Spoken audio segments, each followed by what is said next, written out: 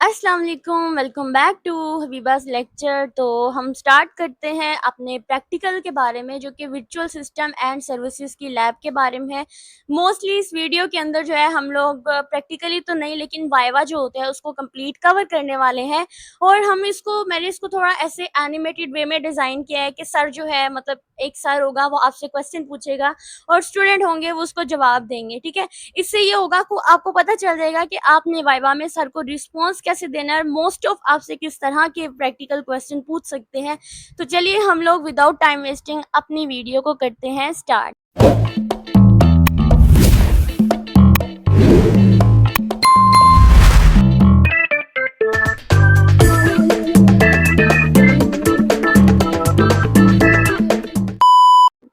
तो वीडियो को स्टार्ट करते ही सबसे पहले आप लोगों को मैं बता दूं कि यहाँ पर एक सर है, एक कॉलेज में आया है, कॉलेज नंबर 1 है।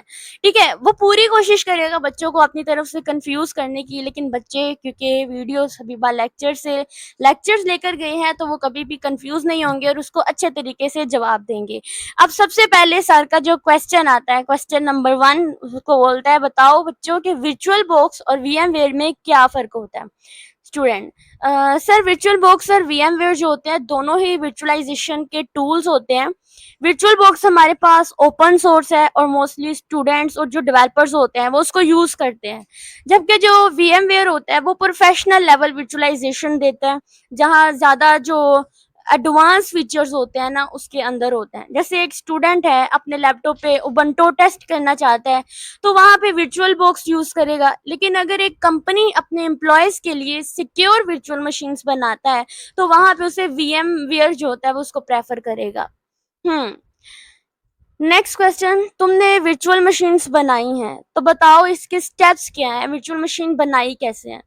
सर देखिए, सबसे पहले मैंने वर्चुअल बॉक्स को इंस्टॉल किया, फिर मैंने न्यू वीएम जो है वो बनाई। जैसे कि मैंने एक यूबंटो की आईएसओ फाइल है उसको मैंने डाउनलोड किया, ठीक है, अपनी बूटेबल यूएसबी के अंदर। और फिर मैंने उसको जो है अपनी वर्चुअल मशीन के अंदर सारी जो रैम्स होती हैं, स्टोरेज वगैरह होती है, उसको असाइन की।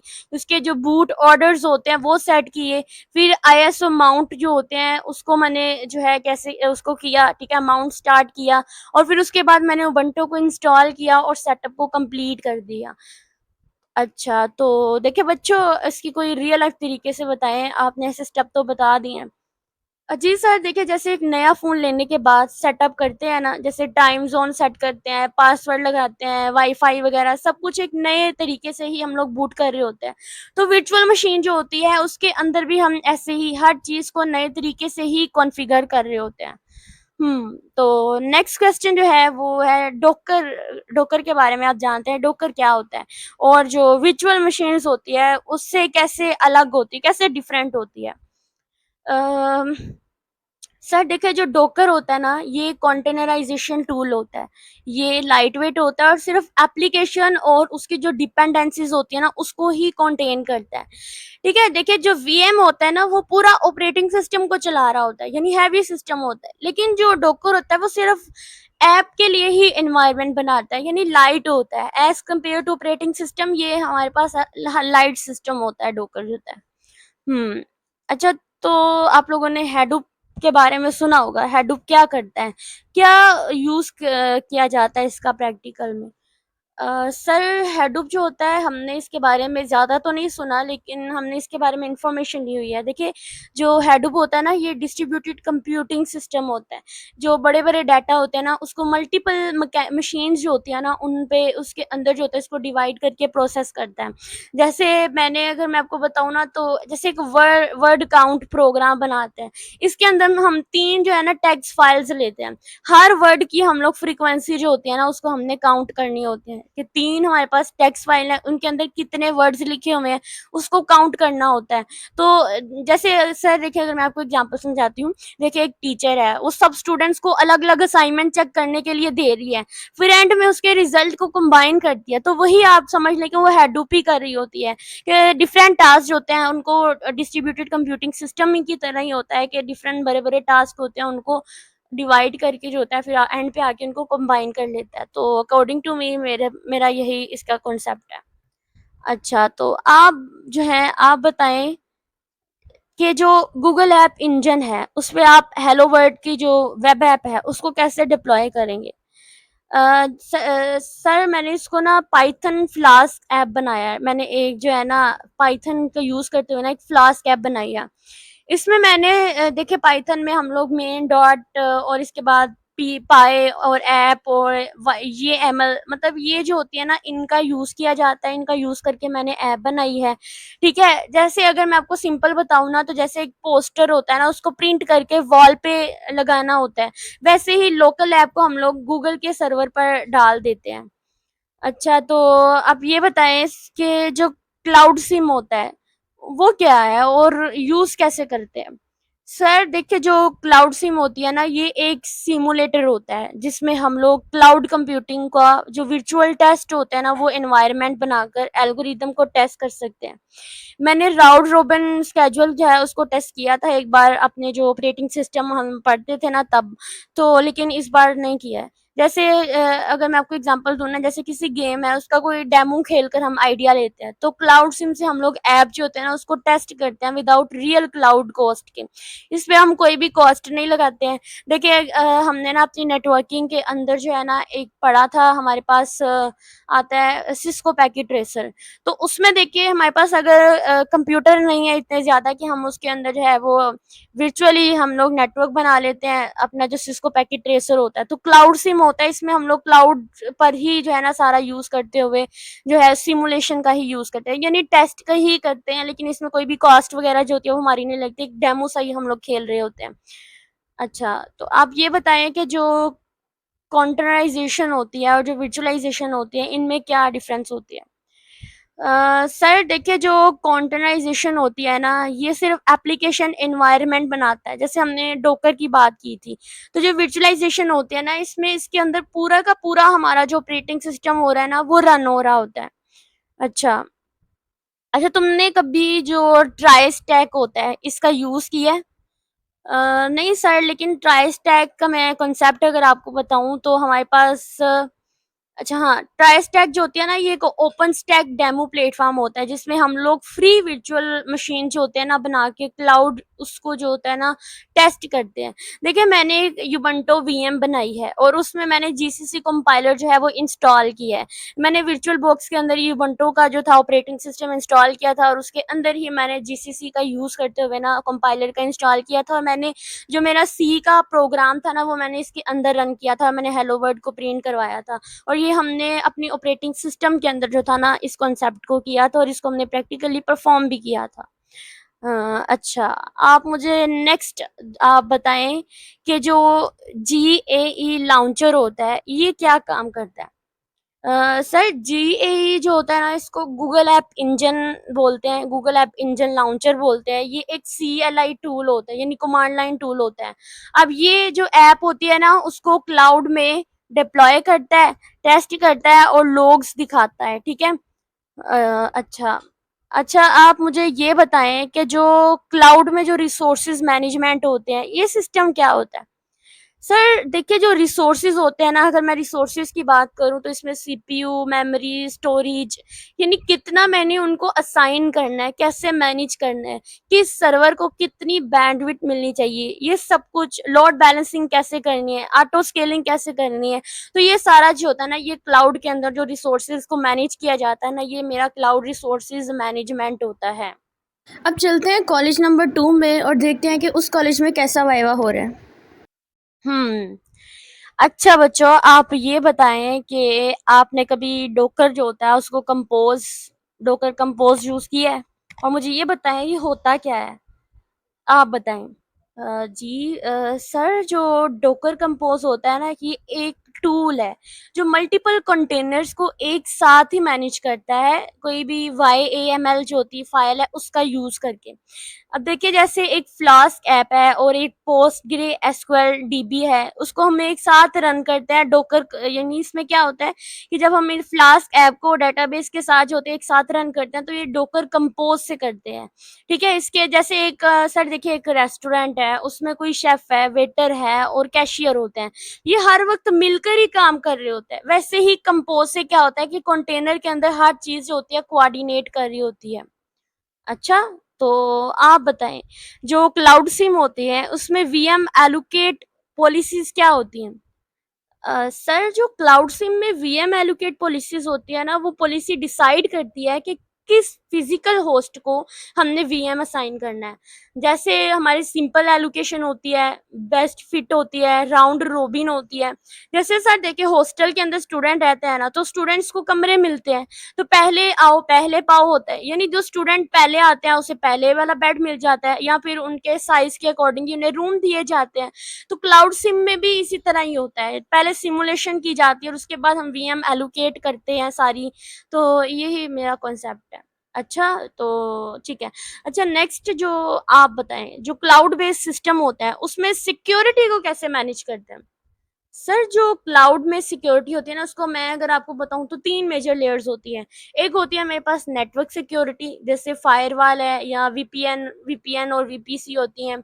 इसके अलावा एप्लीकेशन सिक्योरिटी होती है, जिसके अंदर हम लोग जो ऑथेंटिकेशन सिस्टम होते हैं, सर मोस्टली हम बात करते हैं ना ओटीपी की, ठीक है, और ये सिस्टम होते हैं, टोकन्स होते हैं। जो डाटा सिक्योरिटी होती है ना, इसके अंदर हम लोग इंक्रिप्शन वगैरह जो होता है ना, उसका यूज करते हैं, ठीक है। और यही मेरा कॉन्सेप्ट है। जैसे देखिए सर, घर में जो होते हैं लॉक्स होते हैं, ठीक है, डोर्स होते हैं, कबर्ड्स होते हैं, वाईफाई पासवर्ड होते हैं, तो हर एक को उनके लेवल के हिसाब से सिक्योरिटी दी जाती है ना, लेयर वाइज ही दी जाती है। अब डोर को तो हम लोग वाईफाई का पासवर्ड नहीं ना लगा रहे, कबर्ड को तो हम उसका वाईफाई का पासवर्ड नहीं ना लगा रहे, लेकिन वाईफाई को हम उसका पासवर्ड लगा रहे हैं। तो इसके लेवल्स होते हैं। इसी तरह हमारे क्लाउड बेस्ड सिस्टम के अंदर भी सिक्योरिटी जो सिस्टम्स होते हैं उनको भी हम लोग ऐसे ही मैनेज करते हैं। अच्छा, बड़े शातिर बच्चे हो। अच्छा चलो, आप बताओ मुझे कि जो लॉग्स होते हैं और जो मॉनिटरिंग टूल्स होते हैं वो तुमने कभी यूज किए हैं, और अगर किए हैं तो कैसे किए हैं? सर, कभी इतने खास यूज तो नहीं किए हैं, लेकिन इनके बारे में मैं थोड़ा जानती हूँ। जैसे कि जी क्लाउड होते हैं, लोग्स हैं, डोकर लोग्स होते हैं, इनका यूज करके देखिए, जीईए जो होते हैं ना, इनके लिए मैंने स्टैक ड्राइविंग मॉनिटरिंग है, अब इसको हम लोग क्लाउड मॉनिटरिंग कहते हैं, इसका ये यूज होते हैं। सर वैसे तो अगर मैंने इसका कॉन्सेप्ट जो होता है ना आपको सिंपल तरीके से अगर समझाऊं, तो जैसे सीसीटीवी होते हैं ना, इससे हर एक्टिविटी मॉनिटर होती है। वैसे ही जो लोग्स होते हैं ना, इससे ऐप के इश्यूज जो होते हैं ना, हम उसको इजीली ट्रेस कर सकते हैं। देखिए, मैंने अपने जो एंड्रॉयड डेवलपमेंट थी ना, तब मैंने इसके अंदर एंड्रॉयड स्टूडियो का यूज किया, तो उसके अंदर अगर कोई मुझे एरर नहीं मिल रहा होता तो मैं तब लोग्स का यूज करती थी, और मुझे मेरे इश्यूज जो थे उनको ट्रेस करना पड़ जाता था। अच्छा, अ, तुम बताओ, क्या तुम्हारे प्रोजेक्ट में कभी फॉल्ट टॉलरेंस जो है वो आई है, तो तुमने उसको कैसे अचीव किया है? सर, मैंने जो हेल्थ चेक्स होते हैं ना यूज किया है डॉकर के अंदर। उसके अलावा ऑटो रीस्टार्ट फ्लैग होते हैं, उनको सेट किया है। बैकअप वॉल्यूम जो होता है उनको अटैच किया है। जैसे हॉस्पिटल में जो जनरेटर बैकअप होता है ना, पावर कट का टाइम होता है, वैसे ही सिस्टम डाउन टाइम से बचने के लिए बैकअप सिस्टम होता है। तो यही जो है फॉल्ट टॉलरेंस को मैंने ऐसे ही अचीव किया है। गुड। अच्छा, तुम बताओ कि जो क्लाउड बस्टिंग क्या होती है? सर, जब लोकल प्राइवेट क्लाउड जो होते हैं ना वो ओवरलोड हो जाते हैं और एक्स्ट्रा वर्कलोड पब्लिक क्लाउड पर शिफ्ट हो जाए, उसे हम लोग क्लाउड बस्टिंग कहते हैं। जैसे स्कूल की कैंटीन फुल हो जाए तो स्टूडेंट बाहर वाली शॉप से ही चीजें लेने चले जाते हैं। यानी प्राइवेट क्लाउड जब ओवरलोड हो जाता है तो फिर एक्स्ट्रा वर्कलोड जब हम पब्लिक क्लाउड पर शिफ्ट करते हैं ना, तो वो आपकी क्लाउड बस्टिंग होती है। अच्छा, आप बताओ कि जो गूगल ऐप इंजन है और जो कंप्यूट इंजन है, इनमें क्या डिफरेंस होता है? देखिए सर, जो गूगल ऐप इंजन होती है ना, इसके अंदर हम लोग पॉज का यूज करते हैं, यानी प्लेटफॉर्म एज सर्विसेज का। इसके अंदर हम कोड को डिप्लॉय करते हैं, गूगल को मैनेज करते हैं। जबकि जो कंप्यूट इंजन होती है ना, ये IaaS का यूज करती है, यानी इंफ्रास्ट्रक्चर एज ए सर्विसेज का यूज करती है। इसके अंदर जो पूरा वर्चुअल मैकेनिज्म्स होता है या पूरी वर्चुअल मशीन जो होती है, उसका कंट्रोल आप मैनुअली खुद करते हैं, आपके पास होता है। ठीक है, जैसे ऐप इंजन होती है ना, इसमें सब कुछ मैनेज हुआ ही होता है, सिर्फ हमने कोड डालना होता है, आउटपुट मिल जाती है। जबकि कंप्यूट इंजन के अंदर फुल कंट्रोल जो होता है हमारे पास होता है, हम हर चीज को खुद चलाते हैं। अच्छा, तो आप बच्चा बताएं कि जो विजुअलाइजेशन होती है उसकी क्या टाइप्स हैं? सर, विजुअलाइजेशन की जो मेनली मैं बताऊं ना तो 5 टाइप्स होते हैं। इसके अंदर हार्डवेयर विजुअलाइजेशन होती है, इसके अंदर ऑपरेटिंग सिस्टम विजुअलाइजेशन होती है, इसके अंदर नेटवर्क विजुअलाइजेशन होती है, स्टोरेज विजुअलाइजेशन होती है, और एप्लीकेशन विजुअलाइजेशन होती है। अच्छा बेटे, आप बताएं कि जो हाइब्रिड क्लाउड है वो क्या होता है, अगर आपने इसको यूज किया है? देखिए सर, हाइब्रिड क्लाउड का मतलब होता है कि जो प्राइवेट क्लाउड होते हैं और जो पब्लिक क्लाउड होते हैं, इन दोनों का मिक्सचर होता है। जितना भी सेंसिटिव डाटा होता है उसको हम लोग प्राइवेट में रखते हैं और जो स्केलेबल सर्विसेज होती हैं उनको हम लोग पब्लिक में लाते हैं। तो ये जो है ना, ये मेरा हाइब्रिड क्लाउड के बारे में ही होता है। अच्छा, तुम ये बताओ कि जो तुम्हारे पास जो क्लाउड फंक्शंस होते हैं वो क्या होते हैं और तुमने इसको कभी यूज किया है? सर, जो क्लाउड फंक्शन होते हैं ना, ये एक सर्वरलेस फंक्शन होते हैं जो इवेंट के रिस्पॉन्स में चलती है। जैसे जब फाइल अपलोड होना, जैसे हम अब फाइल अपलोड हो रही है तो तभी फंक्शन जो होता है वो ऑटो रन हो जाएगा। ठीक है, और मैंने इसको वैसे कभी यूज तो नहीं किया है, लेकिन देखिए जीसीपी में जैसे अगर एक फंक्शन लिखे, जो जब भी इमेज अपलोड हो उसका नाम जो होता है वो लोग फाइल में लिखा आता है। ये एक एग्जांपल ले सकते हैं। जैसे एक बेल बजती है तो गार्ड जो है वो अपना काम स्टार्ट कर देते हैं, वैसे ही ट्रिगर से फंक्शन जो होता है वो ऑटो चलना शुरू कर देता है। अच्छा, तो आप बताएं जो AWS है और जो GCP है इनमें क्या डिफरेंस होता है? तो जो AWS होता है ना, इसके अगर मैं इसके लॉन्चर ईयर की बात करती है ना, तो ये 2006 में लॉन्च हुआ था। ठीक है, और इसके अलावा जो कॉम्प्लेक्स और लेकिन पावरफुल जो यूआई एक्सपीरियंस होता है ना, वो हम इससे ले सकते हैं। जबकि जो हमारे पास अगर जीसीपी की बात करते हैं, 2011 के अंदर इसका लॉन्चर ईयर था और इसका जो यूआई एक्सपीरियंस था वो बहुत सिंप्लीफाइड था। ठीक है, जो ऐप इंजन के लिए जो बिग क्वेरी होती है ना, उनके लिए हम लोग जो है वो जीसीपी का यूज करते हैं। अच्छा, तो ओके। अब सर चला जाता है कॉलेज 3 में और कॉलेज 3 में जाकर देखता है कि कैसा वाइवा लेता है वो। अब सर किसी और कॉलेज चला जाता है और कोशिश करता है कि वहाँ पर जाकर बच्चों से मुश्किल सवालात के जवाबात पूछे। लेकिन बच्चे तो बहुत ही ज़्यादा चालाक होते हैं और वो सर को बहुत ही सिंपल तरीके से हर एक का आंसर दे देते हैं। अब किसी और कॉलेज जाकर सर सवाल क्या पूछते हैं कि बच्चों आप मुझे बताओ क्यूबरनेट्स क्या होता है? तो बच्चे जवाब देते हैं, सर बेसिकली क्यूबरनेट्स एक ओपन सोर्स प्लेटफॉर्म होता है जहाँ पे कंटेनर्स को मैनेज करने के लिए हम लोग इसका यूज करते हैं। इसका मेन काम ही कंटेनर्स को ऑटोमेटिकली डिप्लॉय, उसकी स्केलिंग करना और उसको मैनेज करना होता है। सर ये गूगल ने बनाया था लेकिन अब क्लाउड नेटिव कंप्यूटिंग फाउंडेशन के अंडर आता है। ठीक है, आप थोड़ा इस तरह से जवाब दे सकते हैं, जबकि सर दूसरे बच्चे की तरफ इशारा करते हुए और दूसरा बच्चा उनको जवाब देगा, सर क्यूबरनेट्स को हम कंटेनर वाली एप्स को मैनेज करने के लिए हम कह सकते हैं ऐसा कुछ। जैसे हमारे पास एक ऐप है जो डॉकर कंटेनर में चली हो, अब हम उस ऐप को 100 लोगों तक चलाना चाहते हैं, तो यही अगर एक सर्वर डाउन हो जाता है तो दूसरी जगह पर ऑटोमेटिकली वो चल जाता है। तो ये सब कुबरनेट्स जो होता है ये खुद सब कुछ कर देता है। सर जैसे अगर हम एक रेस्टोरेंट चेन चला रहे होते हैं और हर रेस्टोरेंट एक कंटेनर होता है, तो क्यूबरनेट्स एक मैनेजर होता है जो दिखाता है कि कितने लोग आए हैं, ठीक है, और कहाँ रश है, कहाँ पे स्टाफ है, और वो अपने अपने रिसोर्सेज को एडजस्ट कर देता है विदाउट मैनुअली काम करने के। अब सर आपसे क्वेश्चन पूछेगा कुबरनेट्स के फीचर्स क्या होते हैं, तो आपने बताने हैं। सर इसका काम ये ऑटो स्केलिंग होती है, यानी ज्यादा से ज्यादा जो होते हैं कंटेनर्स को लोग जो होते हैं वो चला सके। सेल्फ हीलिंग होती है, अगर कोई कंटेनर क्रैश हो जाता है तो दोबारा से स्टार्ट किया जा सकता है। लोड बैलेंसिंग होती है, रोल बैक्स और अपडेट्स को कंट्रोल किया जाता है। तो चलिए अगला सवाल पूछते हैं हम आपसे। आप बताएं CI और CD क्या होता है?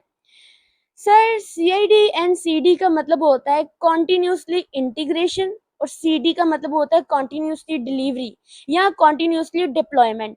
ये सॉफ्टवेयर डेवलपमेंट का प्रोसेस ही होता है जिसमें हम अपने कोड को फास्ट और सेफली टेस्टिंग के बाद लाइव सिस्टम में पुश करते हैं विदाउट मैनुअल एरर के। जब डेवलपर बार बार छोटे छोटे कोड लिखकर एक शेयर्ड रिपोजिटरी जैसा कि गिटहब में पुश करता है और वो हर बार ऑटोमेटिकली टेस्ट होता है, तो इस प्रोसेस को हम लोग CI कहते हैं। यानी हमारे पास कॉन्टिन्यूसली इंटीग्रेशन होती रहती है, यानी हर कोड जो है वो बार बार कमिट होने पर ऑटो टेस्टिंग और बिल्ड प्रोसेस को रन किया जाता है ताकि बग्स जो होते हैं वो जल्दी से जल्दी पकड़े जा सके।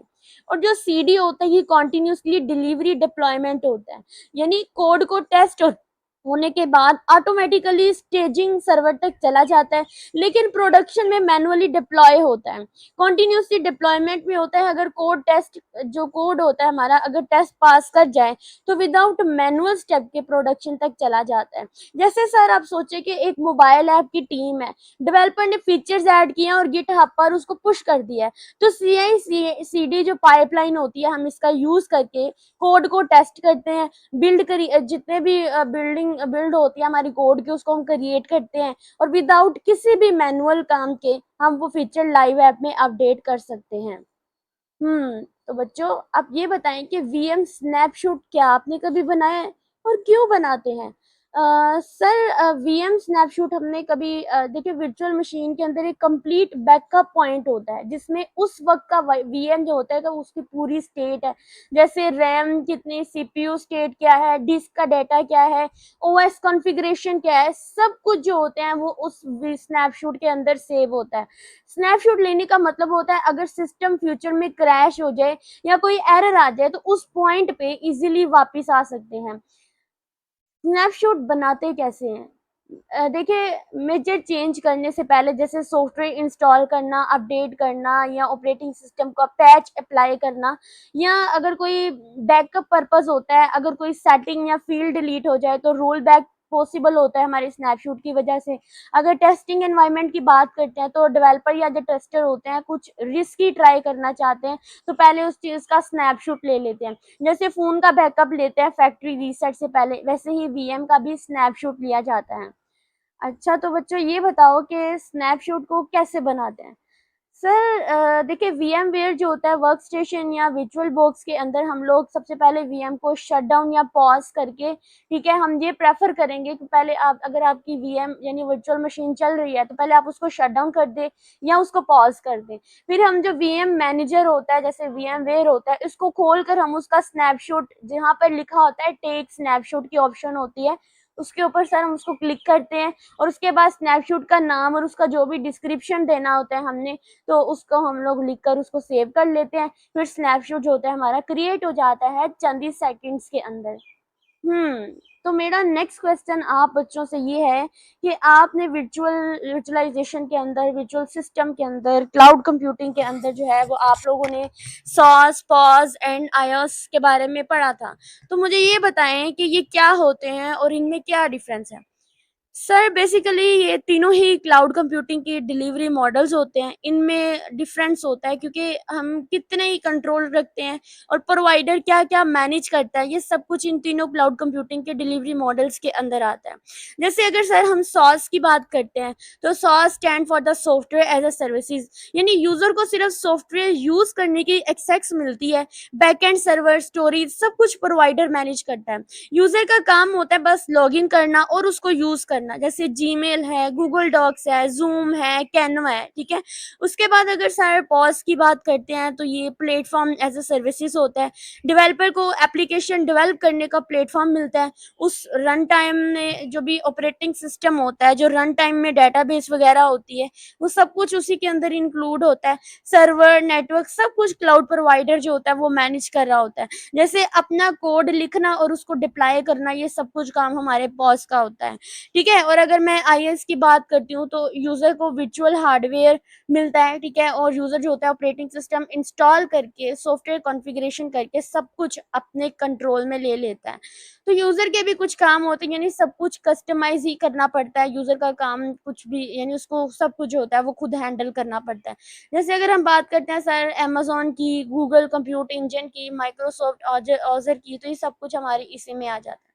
अगर इनके में डिफरेंस बताते हैं तो जो सॉस होता है ये इसमें सिर्फ हमें अपना कोड लिख के रन करना होता है, ठीक है। मतलब देखिए अगर हमने अपना लॉगिन करना है तो हमें पासवर्ड और यूजर नेम डालना पड़ेगा। जो पॉज होता है उसमें हमें प्लेटफॉर्म मिल जाता है जहाँ पे हम अपनी कोडिंग वगैरह कर लेते हैं, हमें वहाँ पे कुछ भी मैनुअली हर चीज़ जो है मैनेज करने की ज़रूरत नहीं पड़ती है, सब कुछ ऑटोमेटिकली हो रहा होता है। जबकि जो आईएएस होता है यानी इंफ्रास्ट्रक्चर एज़ अ सर्विसेज़ होता है, तो इसमें हमें जो है जैसे लिनक्स सर्वर जैसे चाहिए होता है टेस्टिंग के लिए, तो इसमें भी सारी जो है वो टेस्टिंग वगैरह ऑटोमेटिकली ही हो रही होती है।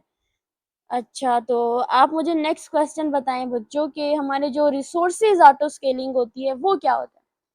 सर जो रिसोर्सेज ऑटो स्केलिंग है इसका मतलब होता है सिस्टम अपना जो आप है जो उसकी ऐप है ज़्यादा या कम रिसोर्सेज असाइन कर लेता है अपने आप ही, ठीक है। जैसे सीपीयू है, मेमोरी है या इंस्टेंसेस हैं, वर्कलोड के हिसाब से सब कुछ मैनेज कर लेता है। यानी अगर ट्रैफिक ज़्यादा हो जाए तो सिस्टम ऑटोमेटिकली स्केल अप कर लेता है और जब काम हो जाता है तो स्केल डाउन भी कर लेता है, ठीक है। जैसे अगर टेक्निकल एक्सप्लेनेशन अगर सर मैं आपको देती हूँ तो ऑटो स्केलिंग का मतलब होता है डायनामिकली एडिंग और रिमूविंग द कंप्यूटर रिसोर्सेज, ठीक है। ये तब यूज होता है जब क्लाउड प्लेटफॉर्म जैसे AWS है, ऑजर है या गूगल क्लाउड होती हैं, इनमें जो होती हैं इस तरह की जो मेमोरी सिस्टम होता है तो वहां पर हम लोग जो होते हैं इसका यूज करते हैं। हम्म। अच्छा बच्चों ये बताएं कि जो वर्चुअल मशीन का जो कोल्ड स्टार्ट होता है और जो वार्म स्टार्ट होता है ये क्या होता है? सर देखिए बेसिकली जो वीएम का कोल्ड स्टार्ट होता है और जो वीएम का वार्म स्टार्ट होता है ना इन दोनों में फ़र्क होता है। देखिए कोल्ड स्टार्ट में क्या होता है कि कोल्ड स्टार्ट में ये होता है कि आपको पूरा सिस्टम जो होता है वो दोबारा से जो मतलब नए से तरीके से उसको बूट होता है। जबकि जो वार्म स्टार्ट होता है इसमें सिर्फ रीस्टार्ट होता है या रेज्यूम होता है विदाउट फुल बूटिंग प्रोसेस, ठीक है। कोल्ड में यानी कि ऑफलाइन काम कर रहे होते हैं, इसमें हमारा सिस्टम पूरी तौर पे शट डाउन करना पड़ता है और जब हमें दोबारा से इसको फ्रेश जो है वो स्टार्ट करना पड़ता है, ठीक है। इसमें थोड़ा टाइम जो होता है वो ज़्यादा लगता है। लेकिन जो हमारा वार्म होता है ना ये हमारा हॉट या आप कह सकते हैं ऑनलाइन होता है और इसमें हमें क्या करना पड़ता है कि सिर्फ अपने सिस्टम को हमें रीस्टार्ट करना पड़ता है या उसको थोड़ी देर के लिए रिज्यूम करना पॉज़ करना पड़ता है, उसके बाद हमें रिज्यूम कर सकते हैं ताकि जहाँ से हमारा काम एंड हुआ था हम वहीं से अपने काम को स्टार्ट कर सकें। Very good. चलिए बच्चों आप बताएं अगला क्वेश्चन है हमारा क्लाउड बिलिंग पे कैसे कंट्रोल करते हो? क्लाउड बिलिंग अगर हम देखिए देखिए सर क्लाउड बिलिंग का मतलब होता है कि जितना रिसोर्सेज हम यूज करते हैं जैसा कि स्टोरेज है, कंप्यूट पावर है, बैंडविड्थ है, तो उसी हिसाब से हमें पैसे देने पड़ते हैं। यानी बिलिंग की बात हो रही है ना तो जितना हम यूज करना चाहते हैं उसी हिसाब से हमें उसके पैसे देने पड़ते हैं। ये बेसिकली आपको मैं अगर बता दूं तो पे एज यू गो मॉडल होता है। इस बिलिंग इसमें क्या होता है कि जो बिलिंग होती है उसको ट्रैक और कंट्रोल करने के लिए हम मॉनिटरिंग टूल, ठीक है, डिफरेंट बजट्स और अलर्ट्स का यूज करते हैं। तो क्लाउड बिलिंग में मेरे हिसाब से यही होता है क्योंकि इसके अंदर हम लोग पे एज यू गो मॉडल का ही यूज करते हैं और हमें जो मतलब बिल पे करने के लिए कि कितना हमने सिस्टम यूज किया है, कितनी हमने कंप्यूट पावर ली है, कितनी बैंडविड्थ ली है, तो उन सब के लिए जो होते हैं एक ट्रैकिंग और मॉनिटरिंग का सिस्टम होता है। वो टूल जो है इन सबको ट्रैक कर रहे होते हैं और इसका ही जो है ना मतलब यूज कर रहे होते हैं। अच्छा बच्चों अब आप ये बताएं कि जो आपकी ये जो आपने अभी वर्चुअल सिस्टम एंड सर्विसेज पढ़ी है इसके अंदर जो आपने फाइनल जो आपके लैब के प्रोजेक्ट है इसमें आपने कौन कौन से टूल्स का यूज़ किया है, आप मुझे इसको ज़रा एक्सप्लेन करें। सर हमने बेसिकली वर्चुअल बॉक्स यानी वीएमवेयर का यूज़ किया है और इसके अंदर जो है हमने विंडोज़ के ऊपर, लिनक्स के ऊपर यानी उबंटू के ऊपर जो है इसको इंस्टॉल करके काम किया है। और इसके अलावा हमने जो बैश टर्मिनल होता है उसका हमने डिफरेंट कमांड जो होती हैं जैसे सूडो कमांड होती हैं इनको रन करके हमने देखा है। इसके अलावा कुछ क्लाउड प्लेटफॉर्म होते हैं और इनमें सबसे ज़्यादा जो हमने यूज़ किया है वो हमने गूगल ड्राइव जो होती है ना उसका यूज़ किया है। इसके अलावा स्नैपशॉट भी हमें लेना आता है वर्चुअल बॉक्स के अंदर जाकर हम लोग वहाँ पे राइट क्लिक करके जो है वो हम उसमें स्नैपशॉट जो होते हैं उसको क्रिएट करके उसका टाइटल वगैरह देके उसको सेव कर लेते हैं। और इसके अलावा हमने इसके अंदर हमने और भी टूल जो है मतलब जैसे कि ऑटो स्केलिंग स्क्रिप्ट होती हैं, CI/CD टूल्स होते हैं, मॉनिटरिंग टूल्स होते हैं, जेसन होता है, क्यूबरनेट्स होते हैं, ये वाले टूल इसके अंदर होते हैं लेकिन हमने प्रैक्टिकली जो है अभी इसको करके नहीं देखा। अच्छा तो बच्चों ठीक है। आप मुझे ये बताएं कि जो लोड बैलेंसर होता है ये क्या होता है? सर जो लोड बैलेंसर होता है ना ये एक सिस्टम या सर्विसेज होती है जो मल्टीपल सर्वर्स के दरमियान में इनकमिंग ट्रैफिक होती है उसको डिवाइड करता है ताकि कोई भी एक सर्वर जो है वो ओवरलोड ना हो। देखिए सर उसके नाम से आपको पता चला है लोड बैलेंसर यानी जो भी लोड पड़ता है ओवरलोड काम ना हो इसके लिए मल्टीपल सर्वर यूज होते हैं, ठीक है, ट्रैफिक को डिवाइड कर लेते हैं और जो होते हैं बैलेंस अपने काम को बैलेंस रखते हुए जो होते हैं वो काम कर रहे होते हैं। जैसे देखिए एक फेमस वेबसाइट है द क्लास की एग्जांपल ले लें, उस पर जो है वो ब्लैक फ्राइडे सेल जो होती है वो चल रही हो और लाखों लोग जो होते हैं वो एक साथ उसे एक्सेस कर लें, तो अगर सिर्फ एक ही सर्वर हो तो वो तो क्रैश हो सकता है। इसलिए हम लोड बैलेंसर का यूज करते हैं, जो यूजर के लोड को मल्टीपल सर्वर्स पर जो है वो डिवाइड कर देते हैं। अच्छा, तो जो हमारे पास होता है फेल सेफ मैकेनिज्म, ये क्या होता है? ठीक है, और क्लाउड या वर्चुअल एनवायरनमेंट में इसका क्या रोल होता है? सर देखिए, जो फेल सेफ मैकेनिज्म होता है ना, ये एक ऐसा सिस्टम होता है, ये एक ऐसा सिस्टम डिजाइन कॉन्सेप्ट होता है जहां अगर सिस्टम में कोई फॉल्ट आ जाता है, यानी सिस्टम जहां पे कोई फेलियर के चांसेस आ जाते हैं, तो सिस्टम डेंजरस तरीके से बंद होने की बजाय सेफ तरीके से ऑपरेट करेगा या शट डाउन हो जाएगा। यानी ये इंश्योर करता है कि ह्यूमन लाइफ या डाटा या इंफ्रास्ट्रक्चर जो होता है वो डैमेज ना हो, बल्कि सेफ तरीके से वो उसको क्लोज कर देता है अगर कोई भी फेलियर आता है। ठीक है, अगर डेंजरस तरीके से इसको बंद करेंगे तो नुकसान ही होगा, लेकिन फेल सेफ मैकेनिज्म जो होता है यही करता है कि सेव कर लेता है, हमारे सारे जो बैकअप सिस्टम होते हैं उन सबको रख लेता है और सेफ तरीके से ऑपरेट करता है और शट डाउन कर देता है। जैसे सर अगर हम लोग एलिवेटर की बात करते हैं, लिफ्ट की बात करते हैं, उसका अगर केबल टूट जाता है, कई बार ऐसा होता है ना कि लिफ्ट में जा रहे होते हैं और केबल टूट जाती है, तो जो लिफ्ट की फ्री फॉल मतलब अगर हमारी जो लिफ्ट होती है वो फ्री फॉल ना करे, उसमें फेल सेफ ब्रेकर्स होती हैं जो लिफ्ट को रोक देती है। यानी अगर उसकी केबल टूट गई है, अगर लिफ्ट का सिस्टम फेल हो गया है, तो ये नहीं कि वो डेंजरस तरीके से डैमेज होते हैं, बल्कि उसके अंदर जो होता है वो ब्रेक्स लगी होती हैं, फेल सेफ ब्रेक्स बोलते हैं, तो वो सेफ तरीके से ही फेल होता है, इसको फेल सेफ कहते हैं। ठीक है, जो सर्वर क्रैश हो जाता है तो ऑटो रीस्टार्ट हो जाता है, या बैकअप सर्वर जो होता है वो एक्टिव हो जाता है। तो इस तरह जो होता है ना, हमारा ये जो फेल सेफ मैकेनिज्म होता है ना, ये काम करता है, यानी सेफ तरीके से जो है ये उसको काम में लाता है। ठीक है, तो आई होप सो कि इस तरह का मेथड जो है वो हेल्पफुल रहा होगा। और इसके अलावा फर्दर अगर आपको वर्चुअल सिस्टम की वीडियोस चाहिए होती हैं, तो यहाँ पे आपको थंबनेल नज़र आ रहा होगा मेरी इसी यूट्यूब चैनल के अंदर। तो आपने क्या करना है, सिंपल इसको जाकर एक बार देख ले, अगर आपने वर्चुअल सिस्टम को बिल्कुल स्टार्ट से करना चाहते हैं। वैसे तो आपने थ्योरी के एग्जाम दिए हैं, एंड आई होप सो कि ये मेथड भी आपको पसंद आया होगा, लेकिन अगर आप और फर्दर इंफॉर्मेशन बेसिक से जानना चाहते हैं, तो इसके लिए ये जो आपको थंबनेल दिखाई दे रहा है, आप इसके ऊपर जाकर चैनल पर जाएंगे और आपको इस तरह का मिल जाएगा, virtual system and services by Habiba's lecture. तो आप इसके ऊपर क्लिक करेंगे तो आपको डिटेल के साथ सारे इंपॉर्टेंट पॉइंट जो होते हैं, जिससे आपकी थ्योरी की और आपकी काफ़ी हद तक जो आपकी लैब की आउटलाइन होती है वो भी कवर हो रही है। तो होप सो कि आप ये दोनों वीडियोस आपके वाइवा के लिए बहुत हेल्पफुल रही होंगी। वीडियो अच्छी लगी हो, वीडियो को लाइक करके ज़रूर जाइएगा और चैनल को भी सब्सक्राइब कीजिएगा। Thank you.